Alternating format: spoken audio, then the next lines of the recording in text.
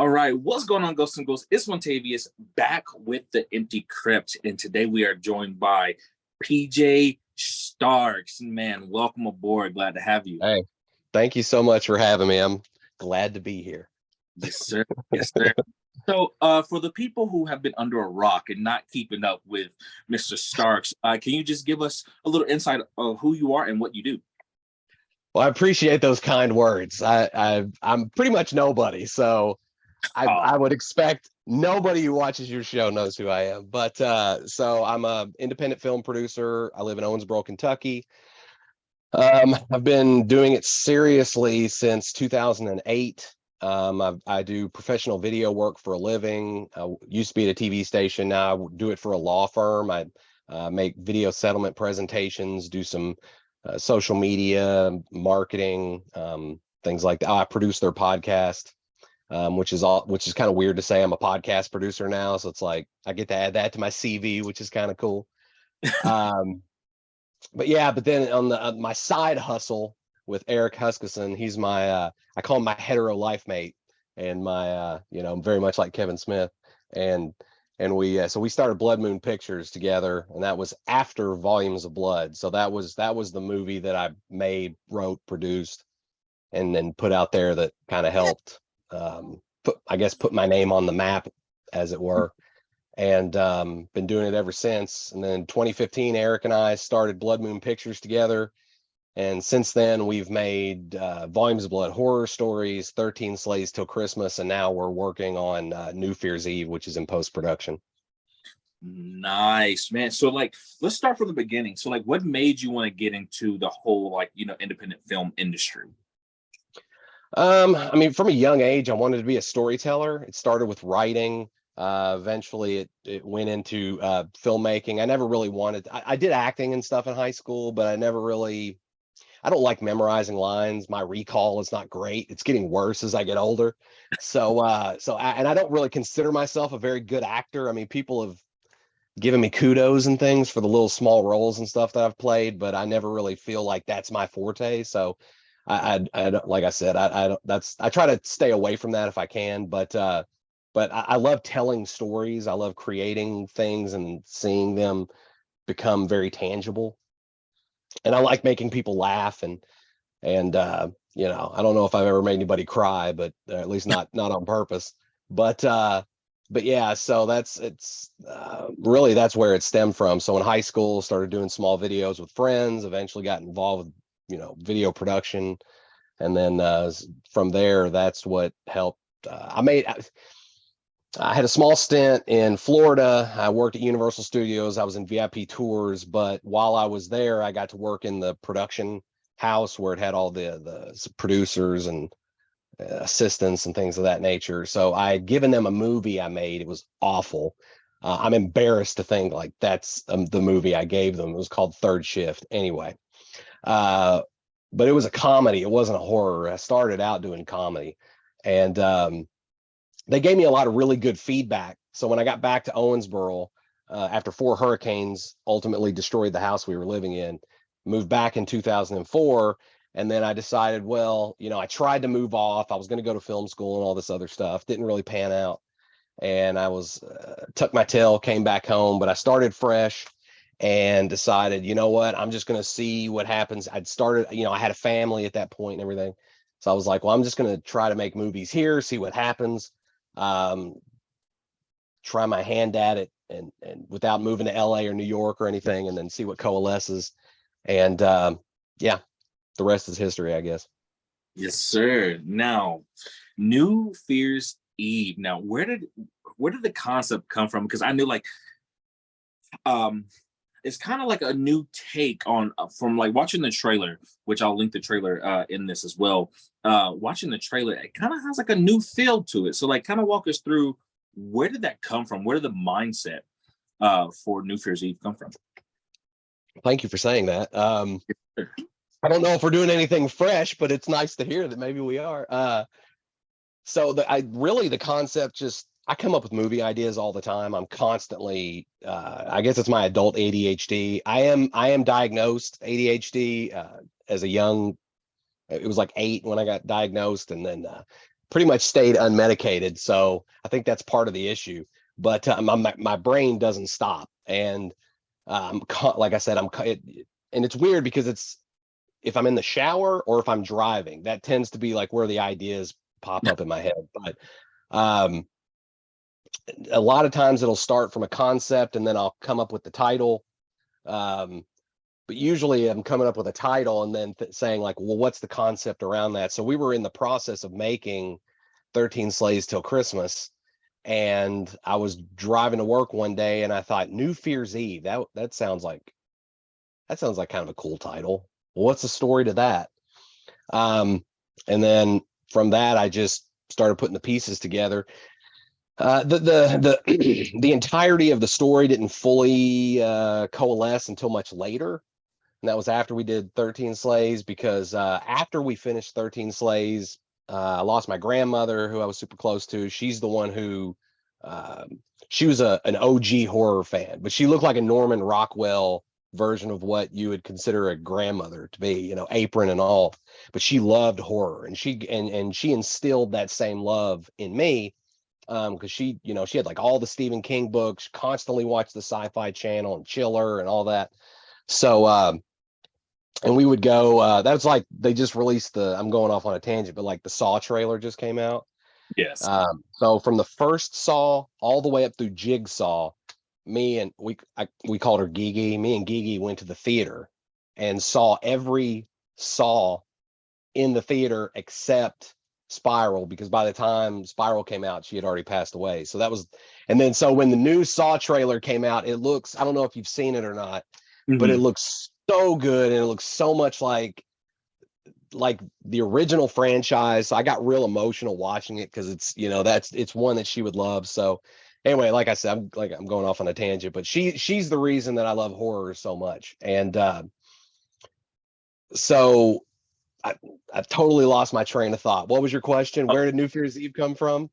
Yeah, no, you're fine. No, but that's Oh, awesome. okay, so yeah. So what happened was so we do 13 Slaves Till Christmas.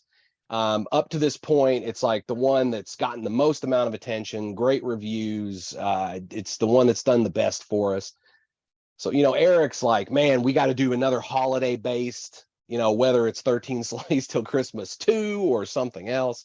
And I've had other scripts that I've written that he wants to do, but he was like, man, we got to do something. He's like, well, what about this New Fear's Eve? What's the concept there? Well, around the same time, my grandmother had passed away. I'm secretly going through a divorce that nobody knows about. So I'm dealing with all that. And then the other thing that's going on is like at the tail end of my divorce, I have a great friend who I also dated in high school, who honestly, she's who I should have married, but I was an idiot. And, I don't regret it, because I got, two great kids out of it. But ultimately it's like she was the one I should have been with, but didn't make the right decision. And then 20 years later, she starts going through a divorce, same exact situation. So once our divorces were final and everything, we're like, we had started kind of at that point, we kind of started rekindling that romance. And it's like, you want to give it another go? And so Leslie and I are together now. And so it's like all that's going on. And so by the time I sat down to really write the script and flesh out the concept, a lot of things had happened. So the movie is a slasher film, and it is a comedy, because I love dick and fart joke comedies. So that's like my thing, the American Pie movies, Animal House. Like I grew up on all that stuff. I didn't plan on it being a comedy when I sat down to write it. It was originally supposed to be more of a straightforward slasher film. But as I sat down to write it, it was like all these emotions and scenarios and things that had happened. It all just kind of came pouring out. And I used levity as a way to deal with serious things, much to the behest of some people. It's like after 9/11, it was horrible, but I was trying to deal with it in my own way. So of course I'm making 9/11 jokes, and right after it's pretty fresh was not a great time to make 9/11 jokes, but it was like, that was my way of or is my way of coping with really horrible things. So so as I'm writing the script, it's like I'm tackling all my feelings about my divorce. I'm tackling all my feelings about rekindling my relationship with Leslie. I'm tackling, you know, the grief of loss and all this other stuff. So it was like the script in its essence is a slasher film, but the at the core of the movie, it's about these three best friends who all work together, and it's about their journey from the beginning to the end, and it's like how their relationships evolve and kind of how these certain instances and things that are not only happening with them or that have happened to them, because Mm. there's characters in the film that do represent other real life individuals and stuff. And there is, you know, I'll be honest, there is conversations I had with my ex-wife that are in the movie, like very direct, like back and forth as I was going through my divorce, because it's amazing how much sometimes real life can be like a movie, Yes. and how great real life can make a fictionalized story better. So all of that is in there. So it's kind of about the evolution of these three friends and what happens to them from the beginning of the movie till the end of the movie. But Mm. they just happen to get caught up in the situation where there's this sadistic serial killer stalking them unbeknownst to them until it's too late. And of course, then that uh, killer is being hunted by the police and the FBI. So there's all that stuff in there too. So um, yeah, so I sat down to write the script, and by the time it was over with, it had all kinds of jokes in it. And I even told Eric, I was like, yeah, I know that. I said, look, I'm just really not going to tell you much about the script. I just want you to read it so you can kind of have a fresh take on it and then let me know what you think. I was like, but it's not as horror as you're probably thinking it's going to be. Mm. So I gave him the script. At the time, it was 125 pages, 126 pages long. And he read it and he got back to me and he goes, man, this is good. He goes, but I thought we were making a horror film because this really seems more like a comedy than it does a horror film. And I said, well, it's both, you know, and it's when it's a horror film, the horror elements are taken very seriously. Like, we don't really make fun of the doctor in the movie. There's a couple things that happen around him or kind of real quick to him that maybe are a bit humorous, but the character itself we took very seriously. Like, we didn't want to make a joke out of him because Yeah. he is this, you know, he is like a Michael Myers or Victor Crowley or something along those lines. So it's like, you know, he's the silent killer and he's good at what he does. So there's really nothing funny about that part. So the horror elements, when it's horror, it's horror. But when it's comedy, it's comedy. And Mm. there's a few like there's a couple slapsticky things in it. Most of it's just back and forth dialogue. I'm a huge Kevin Smith fan. Um, you can tell if you, I don't know if you've seen any of my previous stuff, but if you listen to the way I write dialogue, it feels very Kevin Smithy. So he's been a huge influence on me. Uh, but yeah, so Eric read the script. He really liked it. He had a few suggestions on maybe a couple things that could be tweaked. But then after we wrote it, we started sending it out to everybody, Felissa and Dave and Hannah and Jeffrey, of course. He was one of the first ones to read it. And I mean, as soon as he got done um, reading the script, he called me and he was like, man, he goes, I got to tell you, he goes, you really did write a good script. Like, the characters, just from the first page on, they're likable and they're funny, and it's like you really do care about them and you wonder what's going to happen to them next, and you worry about them when something serious is going on. He goes, so you really did a good job on capturing just not only the character elements of who these people are, but making it feel like what they've gone through before you even come into the movie, the things they talk about, and then ultimately the stuff they're going through, very believable once they start experiencing it. So Now, yeah. how was it having, stars like Felissa Rose, Dave Sheridan, and Jeffrey, amongst other people, really just gravitate towards something that you created. And for those who don't know, Jeffrey, I forgot his last name. I'm sorry. You get Jeffrey Reddick. I'm sorry. Reddick, Red. Reddick. Gotcha. So for those who don't know who Jeffrey Reddick is, he is the writer of Final Destination, or the creator of the franchise. So I mean Right. that's big, because I mean this man essentially traumatized a whole. I don't even drive behind log trucks anymore because of him. Yeah. So how does it feel to have, like, these people, want to be a part of something that you created? It's surreal. I mean, it's because you would think that in order to make something that has people that and to have people attached to the project, or people who are in the industry care about your project, that you have to go out to LA, and it's you got to sleep in your car and be super hungry and fight for it with other filmmakers. But it's um the advent of social media and some other things, while they're horrible in some regards, it's like it has made a lot of individuals more accessible. Mhm. And ultimately, like with Jeffrey, I went and saw Final Destination when it came out in theaters, and that movie had like a very visceral reaction, not just because I was more of a hypochondriac then. I've gotten better, but I'm terrified of death. Not so much the act of being dead, but it's more like how it's going to happen.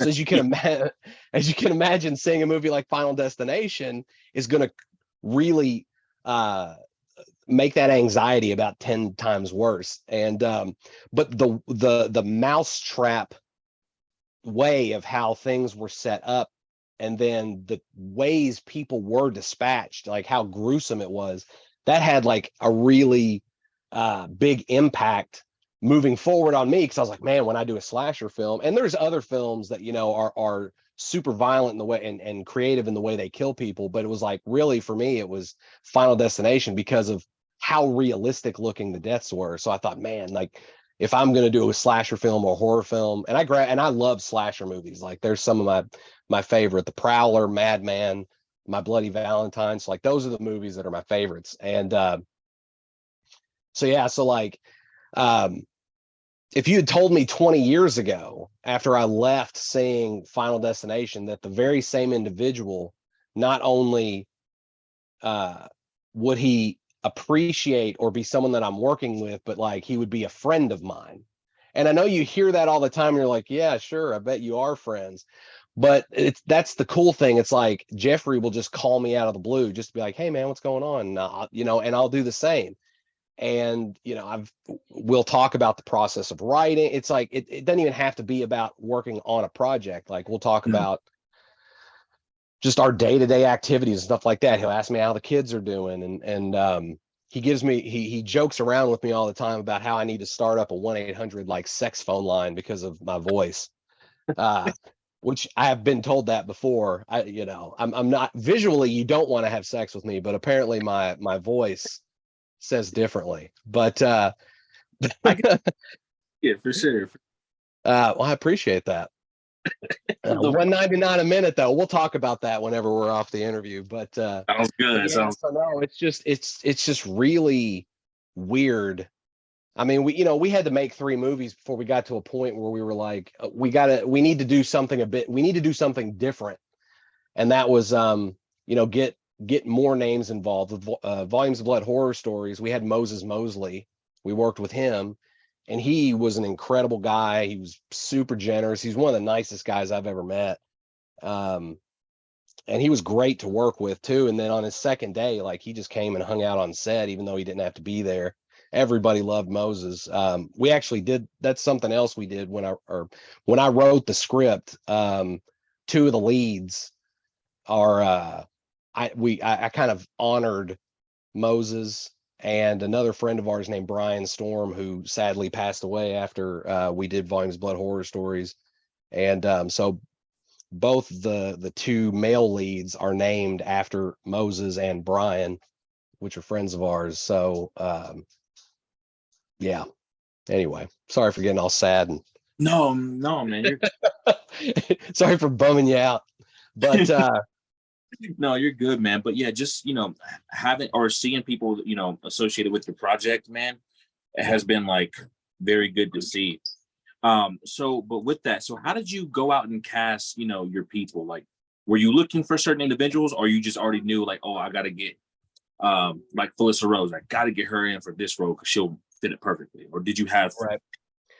Felissa, we knew immediately that we wanted to work with her. I mean, she's a cult icon, obviously, because of Sleepaway Camp, but anything that you've ever seen her in, she always gives a solid performance. And I'm really picky when it comes to acting.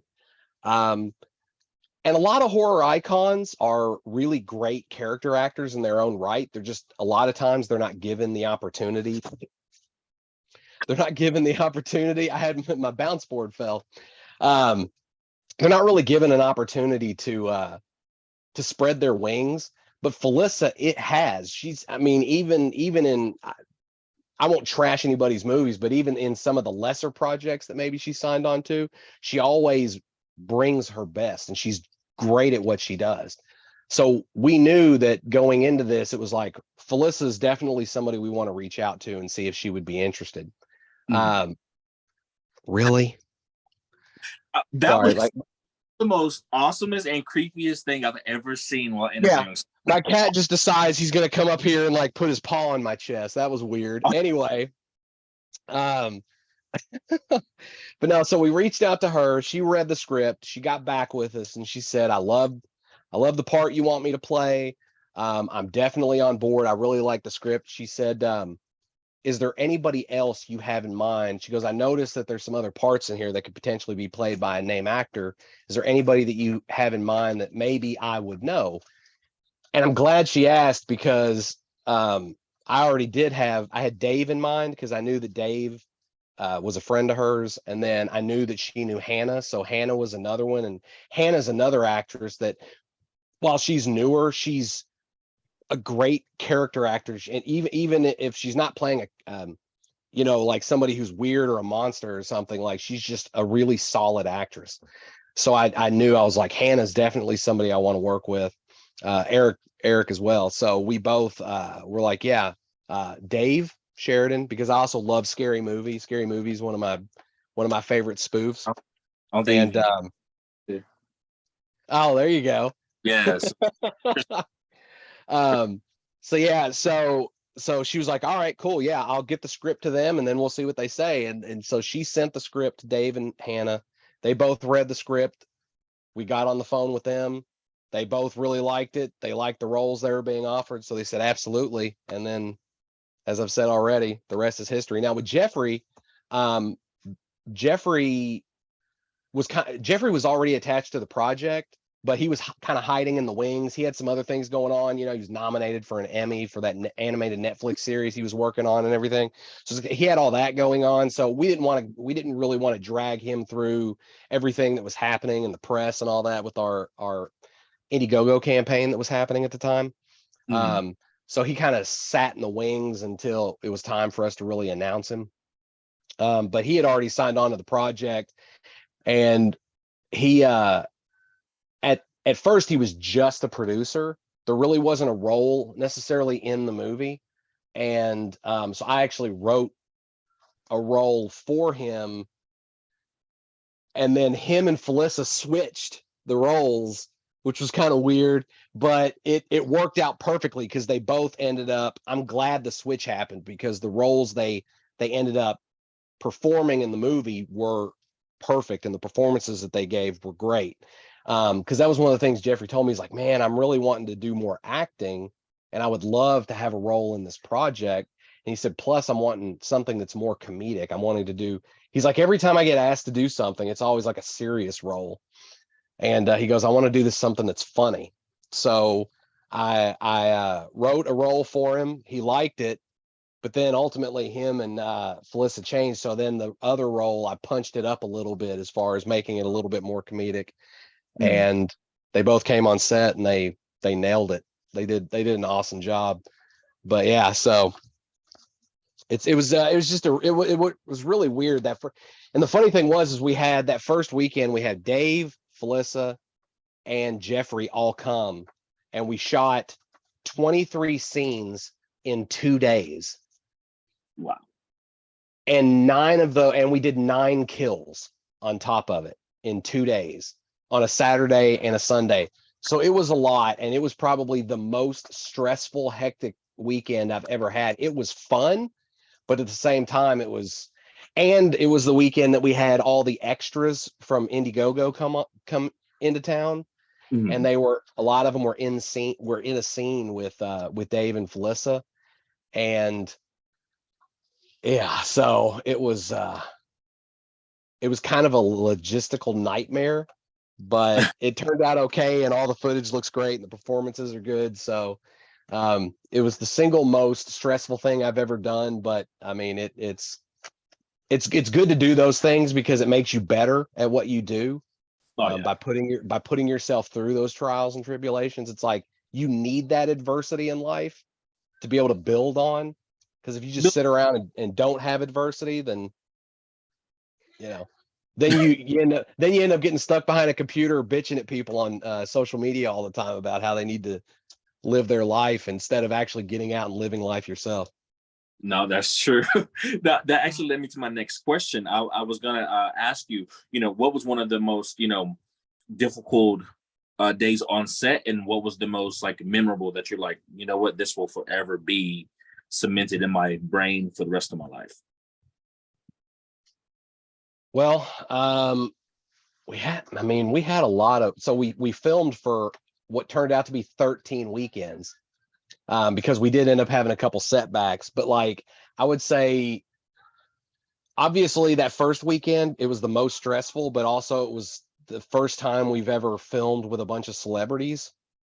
And it's funny because we had so many people coming up to us telling us how, sorry, I got like cat hair all over, but we had so many people coming up to us like by the end of the weekend going, man, this is one of the funnest, most organized film sets I've ever been on, or you really got your shit together. And of course, Eric and I are going, what the hell are you talking about? Like, this is the nightmare. It's been a disaster.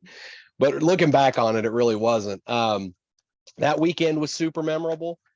I would say for me, the other weekend that was super memorable was we did a weekend with, I'll preface by saying this, anytime we do a film, I always write in what I call the aftermath scene. So I'm always trying to get like police and ambulances and stuff like that involved, because I always want that. You always see that scene in a slasher movie. It's like when everything's over with, here come the cavalry and here come all the paramedics and all that.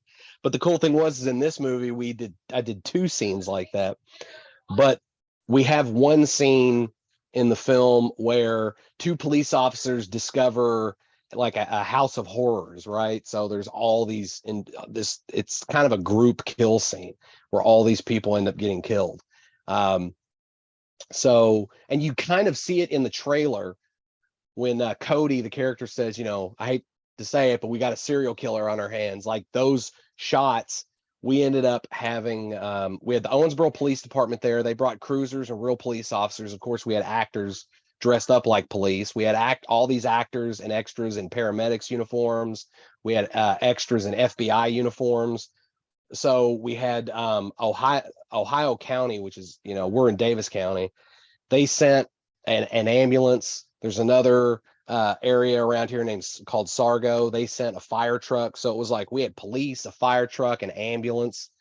The Owensboro Police Department shut the street down for us so we could film.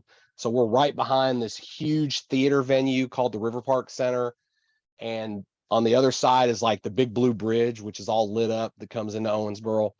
So it's just, if it's stuff like that, or when we filmed a chase scene down on 2nd Street. So there's this real big bar called the Pub on 2nd, and they let us we do shoot a scene in the movie, but they let us use the pub as a base of operations, and we shot a chase scene down on 2nd Street, which is a main Fairview that goes through downtown. And we're running across the street, and of course you got all the buildings, and we have you see part of it in the trailer too, where this car almost hits the doctor and he stops and kind of stands off against it. And it's like, so the film is so much larger in scope, and a lot of that is because of the amount of support that we got in the community, which we've struggled with in the past. But on this one, it was I mean, we just got this incredible amount of support by the grace of God. All these people just decided to help jump on board. And it was just really incredible. But definitely that night that we were down with all the police and everything, it was just very, very bizarre. And it made the movie feel so much larger than it really is. And it looks larger than it really is. So I'm super proud of how all that turned out. Nice. Heck yeah, man. So, I mean, why do you think so many, fans just gravitated towards New Year's Eve? Um, it's funny that you use the word fans. I get weirded out by that word. Like I have, like, there's a guy I know. I posted. There's somebody who said something about being my fan on Facebook, and I said the same thing. I was like, I just feel weirded out when people say like I'm your fan. And this guy that I went to high school with was like, well, I'm a fan of yours, and I'm like, I know you. I don't really consider like we're friends. I don't consider friends fans. But I mean, I don't know. It's just since the beginning, something felt different about this movie, and we've gone in a different direction in a lot of ways. It's our first feature narrative. That's different. We have a lot more names involved. We have bigger producers involved. It's the largest budget that we've ever had, close to $70,000. So as far as like people gravitating towards it and all the feedback and stuff when the trailer came out, we've had a lot of great feedback and comments and things about that. People looking forward to it and stuff. Why? I don't know. I wish I had a better answer for you than that, but I'm glad they are. I'm glad people are looking forward to it. I mean, that's the thing. It's like I won't speak for everybody else, but I'll just speak for me. But like, I don't work in the industry. I've always wanted to be a visual storyteller. I mean, would I love to work in Hollywood and be going to lavish parties and hanging out with like big stars and stuff like that, or working on these huge projects like Marvel movies, even though they get shit on all the time? It's like, absolutely, I would love to do stuff like that. Even like smaller, like A24 type pictures, I would love to work on stuff like that. And I'm not, but at the same time, it's like, I'm still getting that opportunity, and all of that is just through perseverance, following a dream. I mean, I kind of said this a few weeks ago in a written interview, but it's like, did my dream of becoming a filmmaker turn out the way I expected it or saw it happening 25 years ago? No, absolutely not. But the one thing I didn't do is I never gave up. I never threw in the towel. I never said, well, apparently I guess this is never going to work out, so I'm just going to, flip burgers for the rest of my life or whatever, which not there's anything wrong with flipping burgers. I mean, I've worked in a factory while I was making films, and it's like that lifestyle is for some people. Like they love, well, maybe not love, but they've come to they've come to accept the fact that it's like their life is they work in a factory and then they go home and they watch sports and they drink beer and they have cookouts on Sunday and that's all their life is. And once again, that's nothing wrong with that, but that's not how I am. I'm too stubborn to give up. So I'll go through stressful times when I'm making movies and I'll be like, yeah, I've already cut. Can we cuss on this? Yeah, go ahead, man. Oh, okay.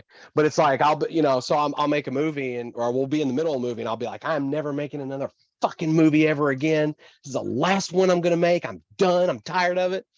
And then by the time it's over with, and then the movie comes out, you start talking to people about it. You see people how excited people are about it. It's you're reinvigorated. And so even though I'm mad in the moment or I'm stressed out or I'm fed up or whatever the case may be, it's like I always come back around to that the bug that I have that I've been bitten by to want to make movies and tell stories and collaborate with others. It's like I don't think that'll ever go away. Yeah. I mean, I will have to be physically incapable of making movies, I feel, before I throw in the towel. I'll probably, if I'm still around at 60, I'll still be making something, I'm sure, unless I'm dead or not able to somehow. I might be really sad by then, just a sad, not financially successful individual. but you know, at least I'm still doing it. And I think that's what a lot of people have to realize. It's like, is it scary putting yourself out there? Is it scary doing these things? Is failure scary? Yes, absolutely. But I've failed so many times, I've lost track. But now here I am talking to you. You know, I got a movie that's going to be coming out by next year with, you know, with these celebrities in it. And we're talking to major distributors and stuff like that. Fangoria, you know, horror publication that I grew up on is like writing stories about us and the project we're working on. So it's like, don't ever give up. I mean, your dream may never coalesce the way you imagine it will, but if you don't stop, something will happen. What that is, I don't know.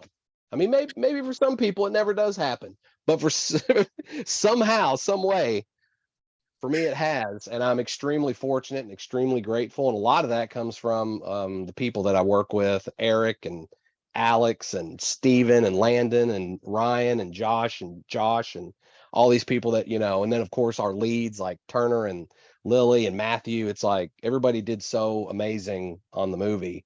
That's really where that's the key.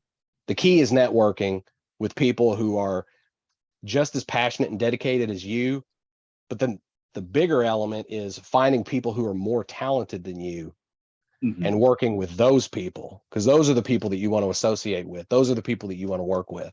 Because you can't do everything. That's true.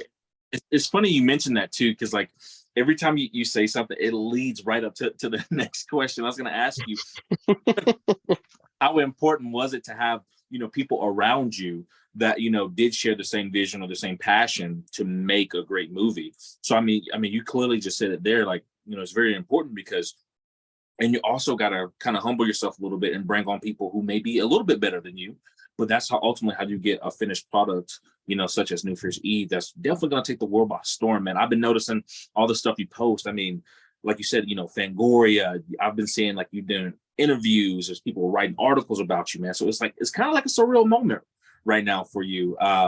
So like taking all that in, how does it feel though? Like, you know, you feel like you're making your grandma proud of, you know, and essentially, you know, you're making her proud because you get to do a product and make a product that, you know, she would be proud of. Right. I mean, when she was alive, she was definitely my biggest, next to my mom, she was my biggest supporter. So I knew that she was proud of the things that I had done up until that point. But it does, she didn't get to see 13 Slaves Till Christmas, and she won't get to see, well, I say that, but maybe she is getting to see those. Now she got to see how it got made, I guess, ultimately, because she after we had finished 13 Slaves um, by the time she passed away. But like, you know, maybe she got to see me working behind the scenes and see the process and everything coming together. And I hope she did. And you know, I know she was proud of me then. I would almost guarantee she's proud of me now. I won't, you said something a second ago about staying humble. I do my very best at that. I mean, I'm not always successful there. I do have an ego. There's always, I don't care who you're talking to. If you're artistic, you have an ego. I've talked to people who are like, well, I don't have an ego. I'm like, yeah, you do. You're just pretending like you don't. Every artist from studio to the lowest person on the totem pole, everybody has an ego. It's how you handle it. And not everybody handles it the right way a majority of the time. And some people don't handle it great some of the time. I'm like that. There are times where I let my ego get the better of me, but I try to stay humble, and I try to realize that at the end of the day, and this is why I run, well, I'll say Eric, because we co-directed the movie. It was like the way we run our sets is we understand we're not the only creative individuals that are on the project. Yes. So does the story and the script start with me? Absolutely. But by the time the project is over with, so many people have had their hands in it. It's not just you. It's not just me. But during the process, as we go along, we tell everybody, it doesn't matter if you're the person making the coffee or you're the person, or if you're like Alex, the director of photography. if you have an idea or a suggestion, throw it out. It doesn't matter if we just cut or if we're on lunch. It's like, if you have an idea, throw it at us. If we have time to do it, we'll give it a shot. If it works, it works. If it's an idea that's better than what we've come up with, 100% we'll do it, because it's only going to help the project. It's only going to make the project better. And that's the whole purpose of doing these things, is trying to make it as good as you possibly can. You don't always succeed, but at the end of the day, I would be an idiot not to take somebody's good idea and use it if it is better than what I came up with. And that has happened. And it always makes whatever we're doing more successful. So Yeah, no, that makes plenty of sense, man. And like I said, I respect any artist, especially in the indie world, to because you're putting a risk. Like, it's a huge risk that you take, and you got people that want to back you and that want to see a product, and knowing that there's a lot of indie films out there that don't even make it this far to where you're at. So I mean, right. kudos to you and your team, man. That's seriously Thank big. you so much. Yes, sir. So when can everybody expect New Fear's Eve? Unfortunately, we don't know. Our original plan was have it out by the end of the year.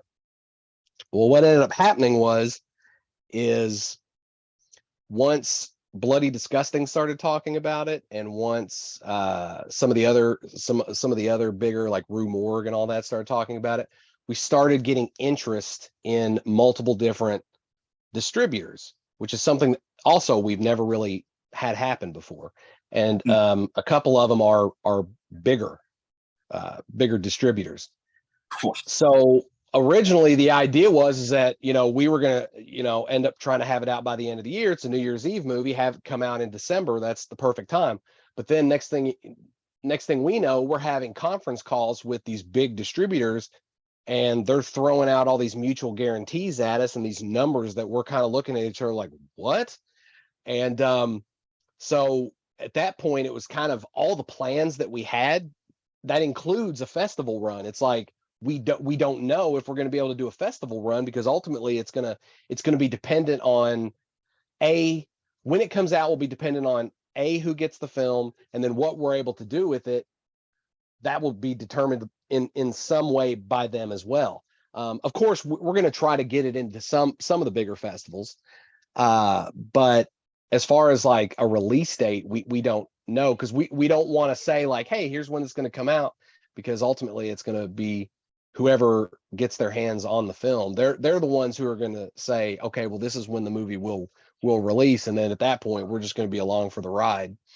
I wish I had an answer for you, but unfortunately I don't. And that was so it's like right now I'm editing the movie. I plan to have at least a first really good, decent rough cut done by the end of August, because then and I'm sure you saw this, that Joe Renzetti is now doing the score for the film. So we, once I get an edit and get that locked in, then I have to send it to Joe, because then Joe has to start composing the score, and that'll take a few weeks, of course. And then we got to send it off to be color graded, and we're getting a sound mix done. So of course that's going to take time. So I don't expect it to be in the hands of these distributors until either the end of the year, beginning of next year, for them to be able to sit down and say, okay, well, let's finally watch this thing and then decide, is it something that we do want to pick up and put out? But yeah, having Joe come on board all of a sudden was really bizarre and out of left field. So that was really cool too. That's another really cool moment, I would say. And he's a super nice guy. We've had a couple different phone calls with him, and I've talked to him a couple times about the score. And yeah, he's pretty down to earth, and I'm really excited to have him on board and doing the score, because I love Tom Holland and Child's Play, and I'm a Frank Henenlotter fan, but I haven't seen Frankenhooker. However, that's one of like Eric's favorite movies. So it's just, it was meant to be. I'll just say that it was meant to be. So I mean, it sounds like this project, like literally, everybody has their struggles at points, but it sounds like everything kind of mashed together like it should, man. And like doors are opening for you guys, and Yeah. they gravitating towards it. So I mean, I don't want to jump past New Fear's Eve, but like what's next over the horizon for you? I don't know yet. We haven't looked that far ahead. I mean, like I said earlier, there's a couple of scripts that I've written, one of which Eric really likes and has been advocating that we do. Of course, there's always the joke of will we make another 13 Slays? Because that one did really well and we had a lot of fun making it. But now there's talks, anytime you make a movie, two things. One, you always joke about making a sequel of that movie as you're making the movie.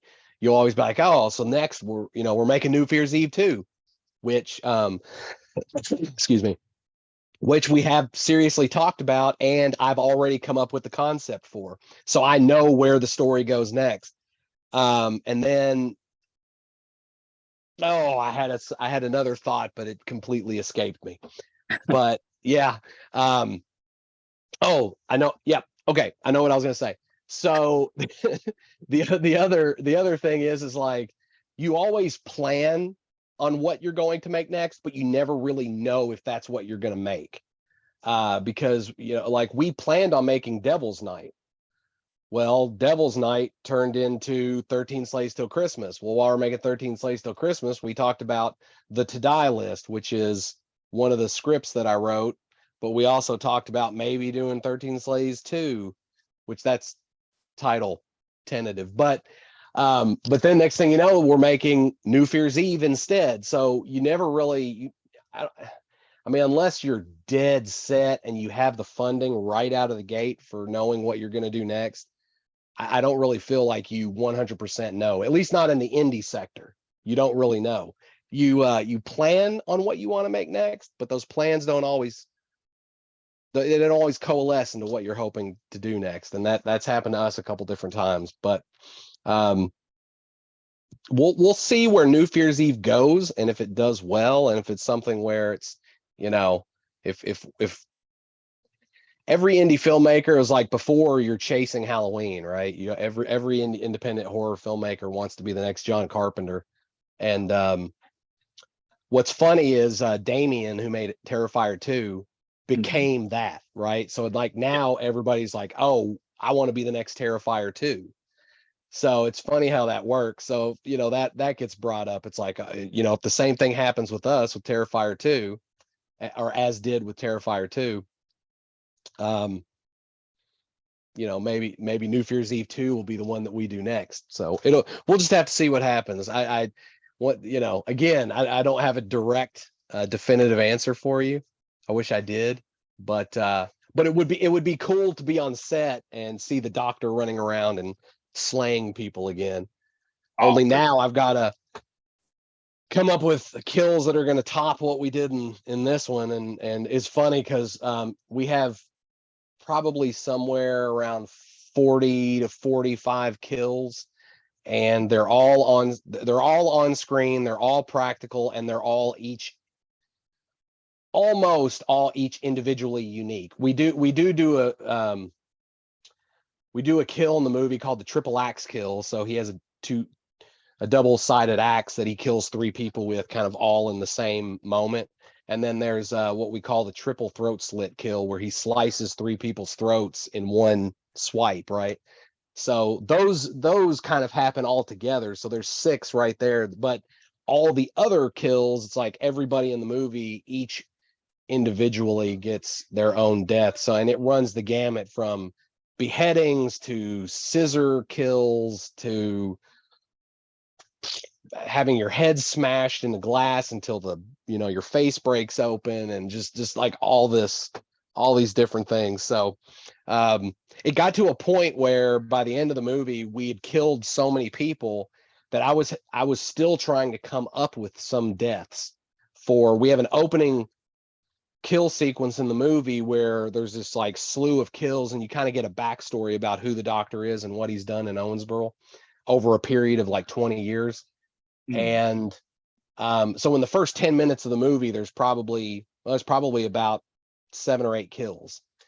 And those were some of the last kills we did. So I was literally scrambling to think of ways to dispatch people, to the point where I was like reaching out to certain people going, if you were to see somebody, what's a kill in a movie that you've always thought, well, that would be cool.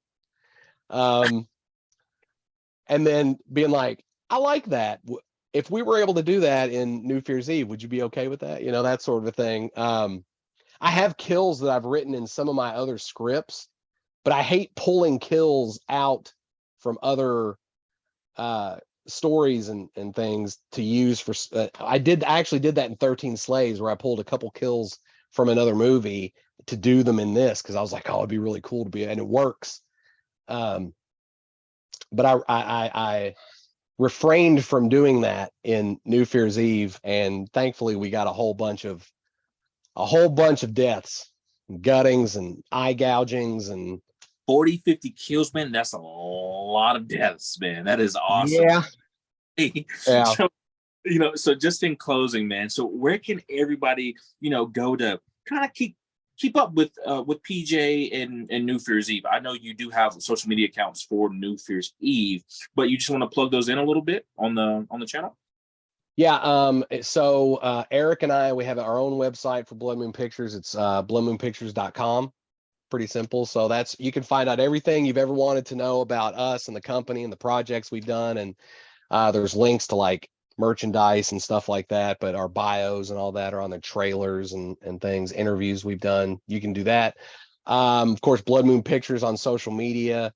I think we have a Blood Moon Pictures Twitter account, or X now, I guess it's called. I don't know. I'm so out of it when it comes to, I'm going to tell you right now, like, I have so much respect for people who can do multiple social media accounts. I can barely keep up with Facebook, let alone trying to do Twitter and Instagram and Grindr and whatever the hell else it's like, I don't know how people do that. It's like they must have found like some kind of machine that adds an additional 8 hours to their day or something. I don't get it. But yeah, so you can look us up on definitely on Facebook. We have our Facebook account, and both Eric and myself are very accessible. So if people are ever interested in wanting to be a part of our projects, or find out, like right now we're doing a finishing funds campaign. There are some post-production costs that we didn't account for. So we're looking to try to raise a little bit of extra capital. So if anybody's, interested in that, it's an Indiegogo account. It's New Year's Eve finishing funds. You can check that out there. Or, you can get like posters and Blu-rays, and we have other opportunities to be more involved with the movie, like associate executive producer credits, things like that. So, but yeah, or you can, and I hate saying this is probably the least humble thing that I ever say, but it's just easier if you want to know more about me, or even Eric, like, you can Google my name, and a shit ton of stuff comes up, and way more than you'll ever want to know about me or even care about will pop up. But that'll give you a decent baseline if you ever want to learn more. So. For sure. Well, there you guys have it, man. It has been a pleasure to sit and chat with you, man. So anything you want to say to I know it's kind of weird to say, but to your fans out there, anything you want to say to them, and just the overall just support you've been getting. Yeah. I guess most importantly, yourself included. I mean, thank you, because you helped support the initial crowdfunding campaign. Anybody who's ever supported our projects in the past, everybody who's supported New Year's Eve through our crowdfunding campaign, like, you guys are the reason that this movie got made. We were aiming for $30,000, and we ended with close to more, like, after fees and everything, it turned out to be like 63,000. But that's kind of a bad problem to have, right? I mean, because being able to do the amount of kills and as gruesomely and practically as we wanted to do, and being able to make the movie look larger in the scope, was because of people like you, getting behind the project. And then, because I here's the thing, like, I live paycheck to paycheck. I've had weird conversations at cons where, because of the amount of press and stuff that I get, there's this idea that because I make movies or because I've been covered in publications and things, that for some reason I've got like this all this money to make movies. So whenever I'm out there trying to push a new project, I'm doing a crowdfunding campaign, that I'm just raising money I don't need. And honestly, that's like could be the furthest thing from the truth, because I don't. I work a regular job, about as regular as you can get, I guess, considering how, I mean, I'm lucky to be able to do what I love for a living, video work, but Yeah. still, it's like I get paid hourly. It's not salary, right? So, I mean, I'm so, while I don't, I guess I'm not an aspiring filmmaker anymore. I'm not Steven Spielberg. So definitely these projects are made not only by the blood, sweat, and tears of everybody that's behind the camera that you don't see, the actors who are in front of the camera, but it's like everybody who gets behind the project and supports it. And that's another reason why, and you kind of touched on this earlier. It's like, there's all these projects you see, especially ones that get funded, and then they never get made. But when you're asking people who work paycheck to paycheck, and they take the time and the finances to throw it at you, you have a responsibility to move forward on that project. And even if you don't fully raise the funds, like we were trying to raise funds for Devil's Night and we couldn't raise those funds fully, we knew we could do 13 Slaves Till Christmas with what funds we did raise. So we reached out to everybody and we said, look, here's the situation. We thanked everybody, but we said, we can either refund your money, or here's what we're wanting to do next. And using what you gave us, we can make it instead. And we did. And a majority of people transferred their funds that they were going to give to Devil's Night over to 13 Slaves, and we were able to make that movie. And we did make that movie, and we got it out there. So So yeah, so it's like, yeah, I mean, I want to do this. I don't want to take people's money and then not make a movie. It's like, that's, I don't get people. I don't get people who say, hey, I get saying, hey, I'm going to make a movie, and then it takes a while to make it. And sometimes some projects don't get made, but saying you're going to make something and then never making something, I don't get that at all. And then taking people's money and then not reimbursing it. I've seen those horror stories and heard people talk about that. I don't get that either. So, but yeah, just, I guess ultimately it's like, if it wasn't for the support that we've gotten, we wouldn't have been able to make this movie. So it's like everybody and of course, everybody's names will be in the credits and thanked, and on IMDb if you got the special thanks and that sort of thing. So just from the bottom of my heart, thank you. All right, there you go, man. I appreciate you for your time, PJ. Thank you. Forward to your future films and all that good stuff, man. So I'm hoping for great things for you and your team. I appreciate that. I'm retiring after this movie, so nah, this is it. You're definitely gonna. All right, man. You have yourself a great night. You too. Thank you. Yes, sir.